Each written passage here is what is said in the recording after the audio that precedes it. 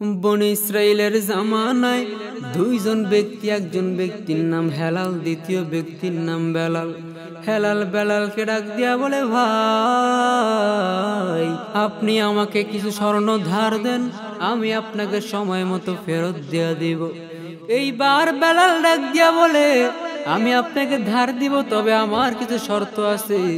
বলে, আপনার কি শর্ত বলেন। এইবার বেলাল ডাক দিয়া বলে, আপনি 5 জন সাক্ষী আনেন, 5 জনকে সাক্ষী রেখে আমি আপনাকে কিছু স্বর্ণ ধার দিব আপনার পরিমাণ মতো। এইবার হেলাল ডাক দিয়া বলে, সাক্ষীর কোনো প্রয়োজন নাই, সাক্ষী হিসাবে আমার আল্লাহই যথেষ্ট। এইবার বেলাল ডাক দিয়া বলে, তাহলে আপনি একজন জামিনদার হাজির করেন। এইবার বেলাল ডাক দিয়া বলে, জামিনদার হাজির করেন। হেলাল ডাক দিয়া বলে, জামিনদারের কোনো প্রয়োজন নাই, কারণ জামিনদার হিসাবে আমার আল্লাহই যথেষ্ট। এইবার বেলাল ডাক দিয়া বলে, যেহেতু আপনি আল্লাহর নাম বলছেন, সেহেতু এখানে কোনো কথা হবে না, কোনো সমস্যা নাই। আপনার কতটুকু স্বর্ণ লাগবে আপনি আমাকে বলেন, আমি আপনাকে দিয়া দিব, তবে আপনি সময় মতো আমাকে পরিশোধ করে দিতে হবে।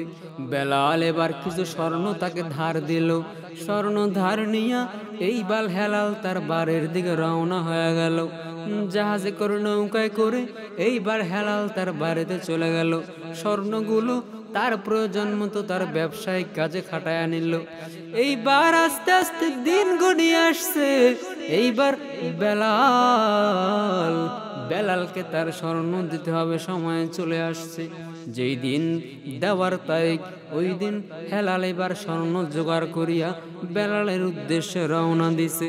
বেলালের উদ্দেশ্যে যখন রওনা দিল, এইবার হেলাল রাস্তা দিয়ে হাঁটতেছে। নদীর পারে যায় দেখে কোনো নৌকা নাই, কোনো জাহাজ নাই, নদী পার আবার কোনো জায়গা নাই। এইবার হেলাল টেনশনে পড়ে গেল।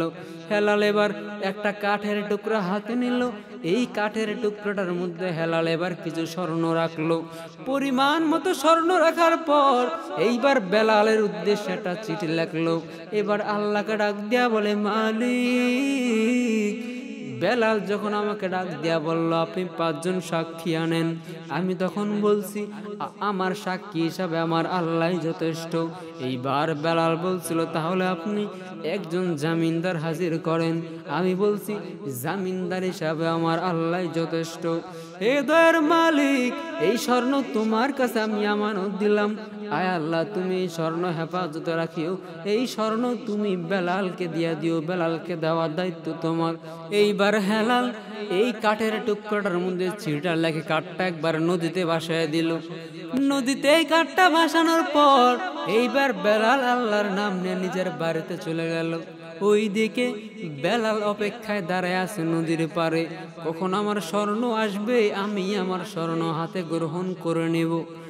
দাঁড়ায়া থাকতে যখন সন্ধ্যা চলে আসলো, মাগরিবের সময় চলে আসছে, এইবার বেলাল ডাক দিয়া বলে, মনে হয় আমার স্বর্ণ আর আমার কাছে ফেরত আসবে না, খালি হাতে আসছি, এইবার কি খালি হাতে বাড়িতে চলে যাবো নাকি?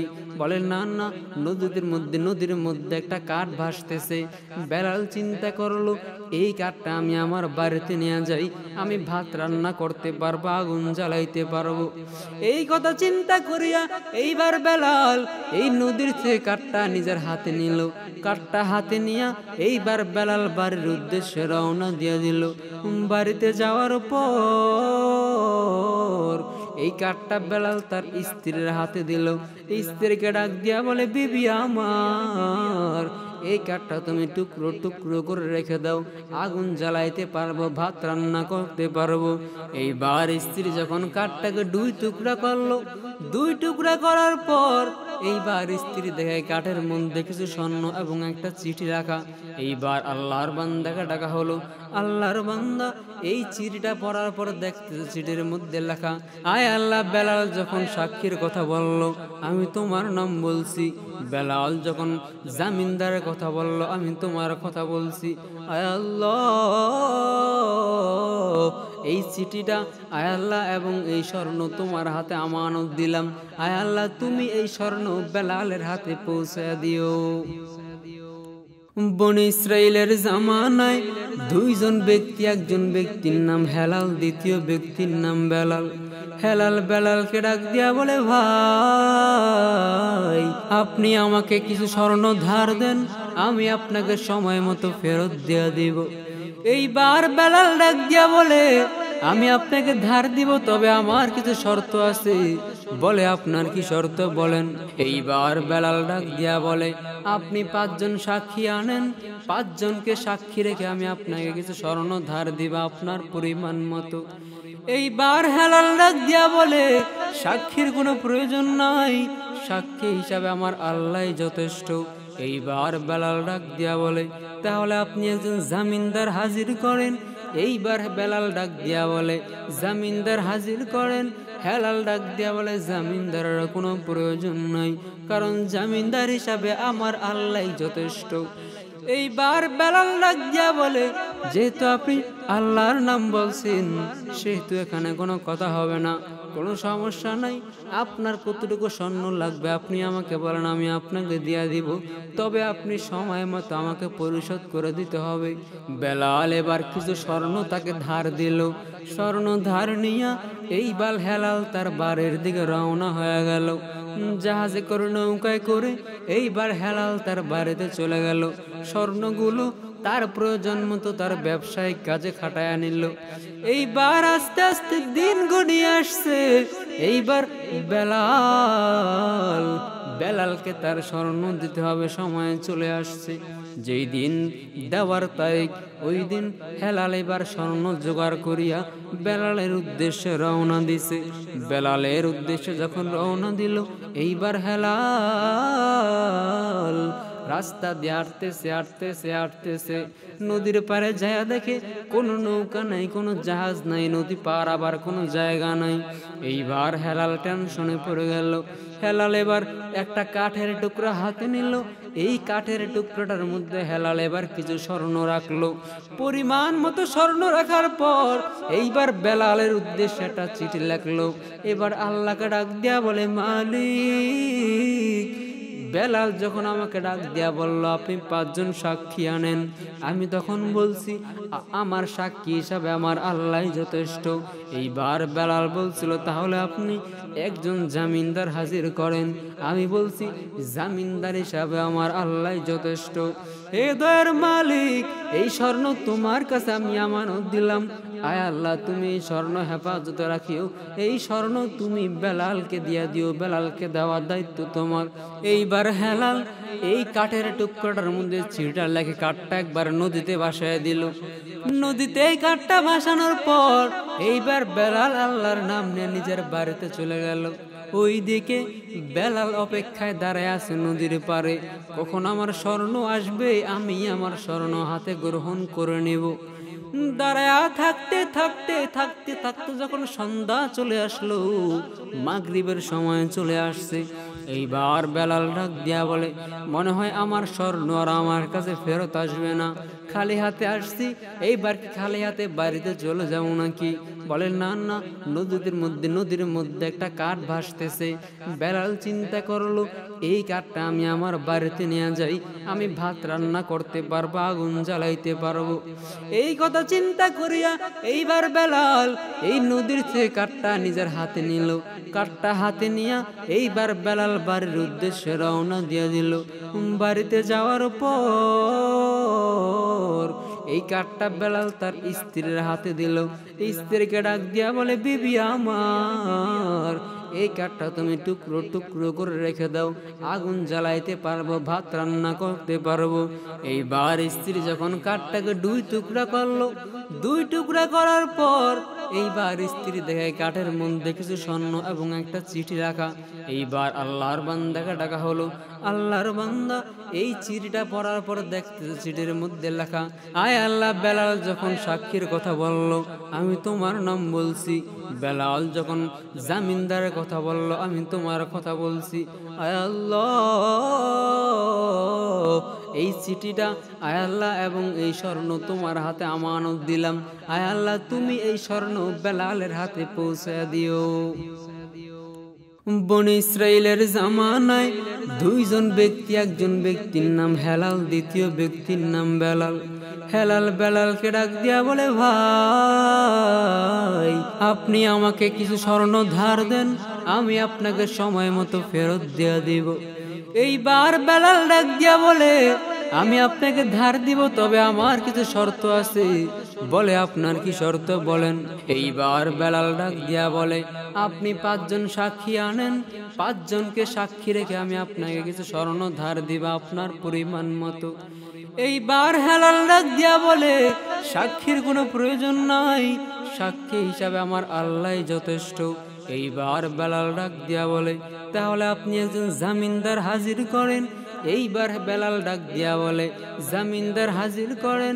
হেলাল ডাক দিয়া বলে, জামিনদারের কোনো প্রয়োজন নাই, কারণ জামিনদার হিসাবে আমার আল্লাহই যথেষ্ট। এইবার বেলাল ডাক দিয়া বলে, যেহেতু আপনি আল্লাহর নাম বলছেন, সেহেতু এখানে কোনো কথা হবে না, কোনো সমস্যা নাই। আপনার কতটুকু স্বর্ণ লাগবে আপনি আমাকে বলেন, আমি আপনাকে দিয়া দিব, তবে আপনি সময় মতো আমাকে পরিশোধ করে দিতে হবে। বেলাল এবার কিছু স্বর্ণ তাকে ধার দিল। স্বর্ণ ধার নিয়া এইবার হেলাল তার বাড়ির দিকে রওনা হয়ে গেল। জাহাজে করে, নৌকায় করে এইবার হেলাল তার বাড়িতে চলে গেল। স্বর্ণগুলো তার প্রয়োজন মতো তার ব্যবসায়িক কাজে খাটায় নিল। এইবার আস্তে আস্তে দিন গড়িয়ে আসছে। এইবার বেলালকে তার স্বর্ণ দিতে হবে, সময় চলে আসছে।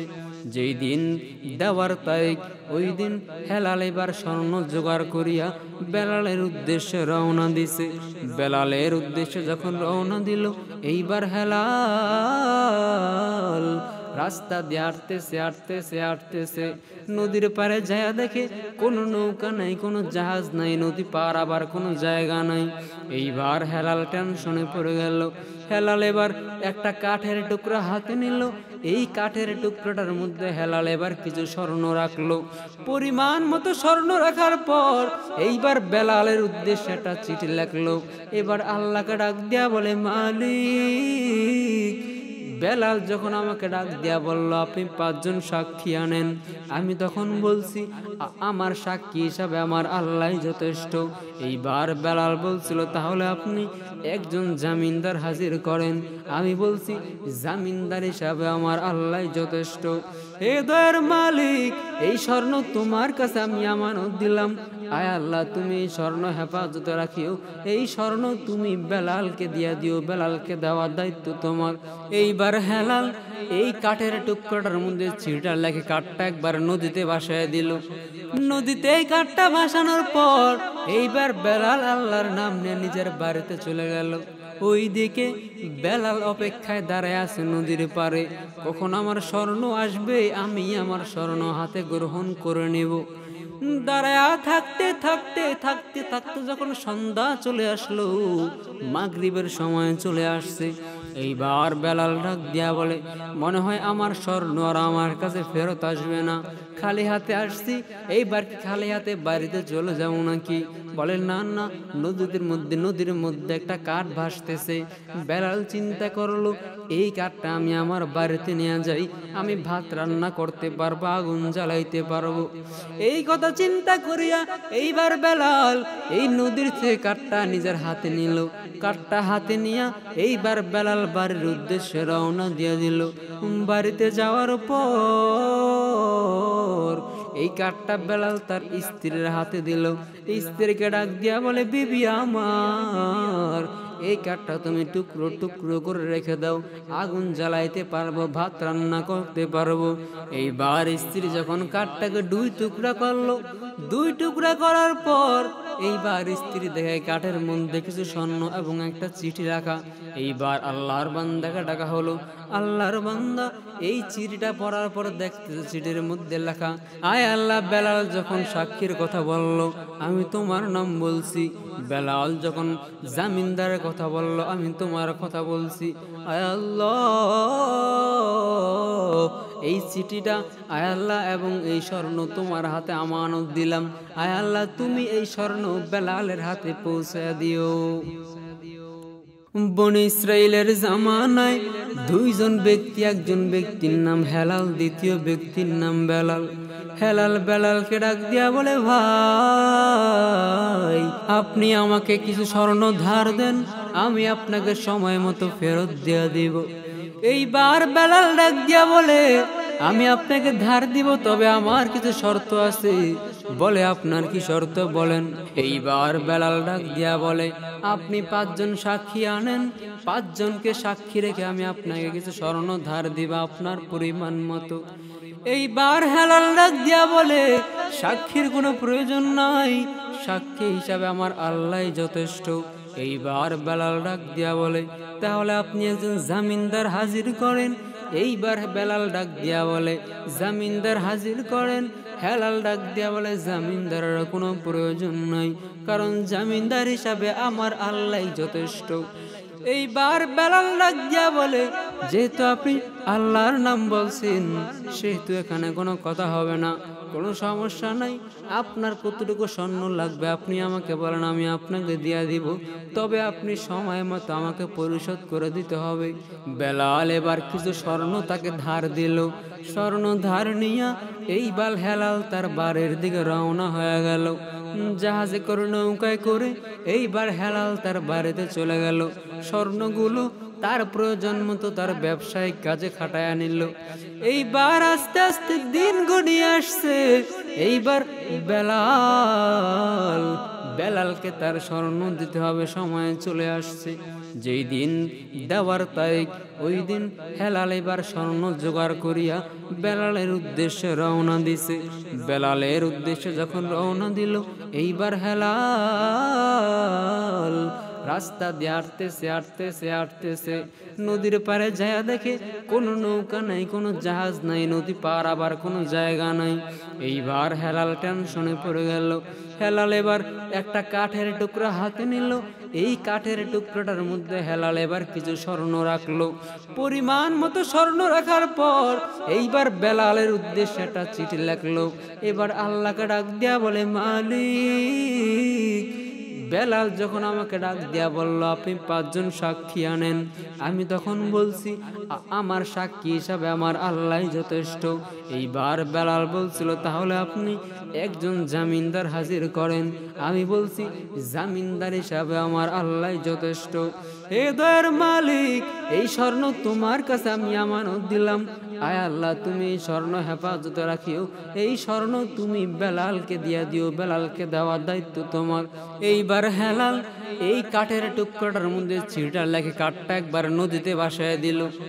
নদীতে এই কাঠটা ভাসানোর পর এইবার বেলাল আল্লাহর নাম নিয়ে নিজের বাড়িতে চলে গেল। ওইদিকে বেলাল অপেক্ষায় দাঁড়ায় আছে নদীর পারে, কখন আমার স্বর্ণ আসবে, আমি আমার স্বর্ণ হাতে গ্রহণ করে নেব।